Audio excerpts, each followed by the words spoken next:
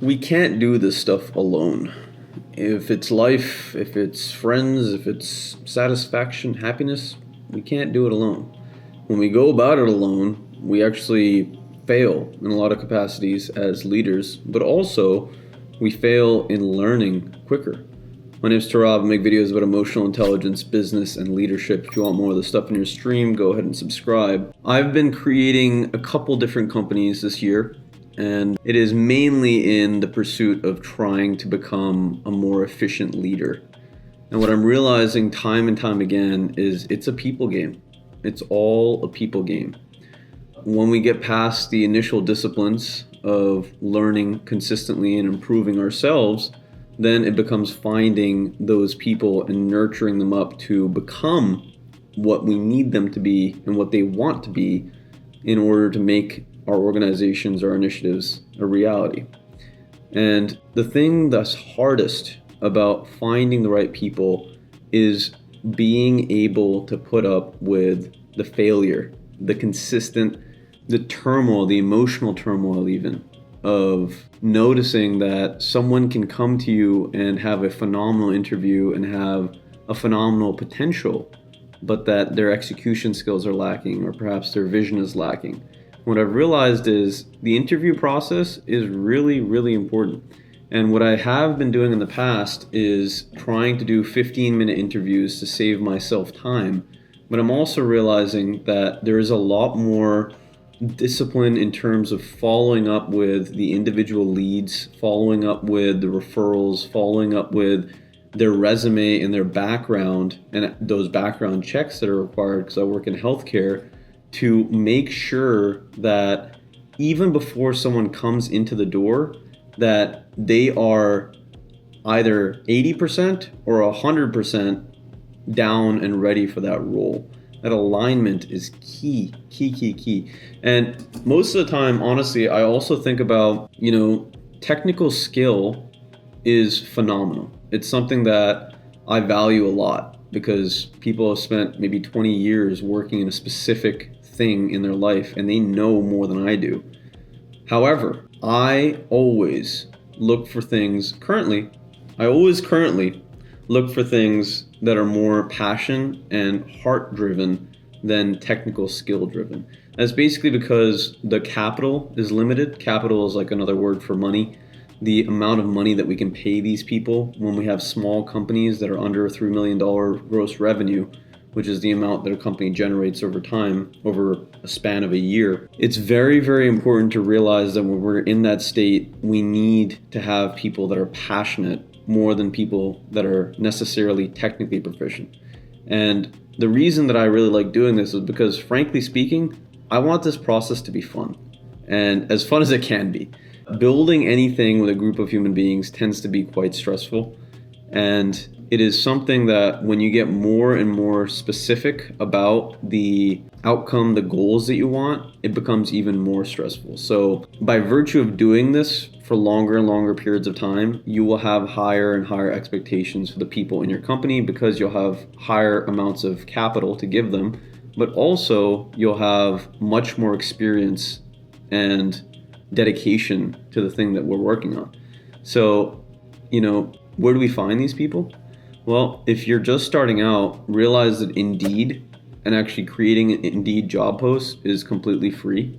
And it's one of the most utilized services by the largest companies in the world. And all you got to figure out is how to write a really good job description and an HR process that is robust. Robust to the point where, again, you can get to that 80, 90% alignment, 100% alignment, and technical skill before someone even comes into your company or your organization. And I'm realizing more and more that even if someone 100% aligns, there is still a lot of patience and development involved. And Natalie Dawson and Cardone Ventures in general has come up with a pretty extensive system. I would definitely check out the book Teamwork by Natalie Dawson. It's absolutely phenomenal in trying to understand the amount of dedication that a manager or a higher level exec needs to have to make sure that those people that are 80 100% aligned are actually getting the nurturing required to fulfill their niche inside of a role. So there's standardized roles for certain things, sure, but when it comes down to the human interaction in those roles, or the flavor or the nuance with which someone does a job, we still need to craft teams that work together efficiently while limiting negativity in as much a fashion as we can. Because when we're building something, the hardest thing to deal with is people that are good at what they do but are not particularly positive about changes or augmentations or even fuck-ups from their bosses or managers, right? Like, we need to have, at least I need to have people around me that are genuinely positive and encouraging in situations where not everything is hammered out, not everything is completely pristine. I was talking to my good friend Robert Janito about the propensity for highly productive people to set very short deadlines for things.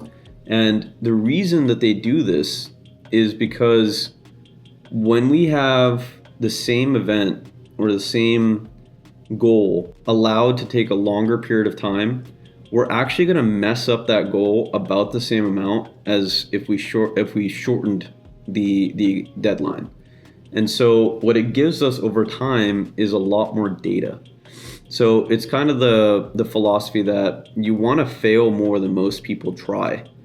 It makes a tremendous difference in the long term because, first of all, we move faster.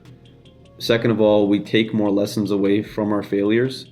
And third of all, we actually feel like we're doing the thing that we said we're going to do, which in a lot of ways is what helps productive people fall asleep and wake up in the morning. It's very, very difficult to keep momentum if you're not taking the steps to actually do the things that you're uncomfortable with all the time. Look, momentum, right? And that also becomes a reality for the people that we're managing and the people that we're trying to find, right? The first week of someone being there, in my opinion, shouldn't just be an orientation process. It really should be an execution process so that they get into the right mentality for when things start moving faster, when things are not necessarily laid out all that concretely. So it's things that I'm thinking about all of the time because the companies that I'm building require a tremendous amount of compassion, but also a lot of effort on the individual's parts by virtue of trying to keep it as lean as possible. So if it's something that you're thinking about and it's something that you want to ask questions about, you can throw them in the comments below.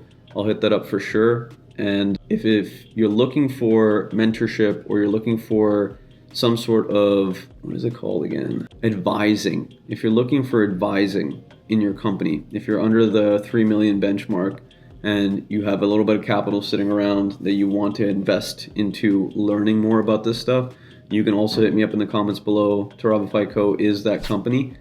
And at the end of the day, my goal is really just to make things more efficient for people, a little bit easier for people that are trying to create great things in society, things that are actually beneficial to the most amount of human beings. That's why I make these videos all the time, and that's why I have the initiatives that I have. For those of you that don't know, I have a national nonprofit. I'm a dentist full-time. I have this personal brand. I have a media company, and I'm also working in a crypto company with Genius AI. So a couple different things going down and a lot of really, really cool people in the network.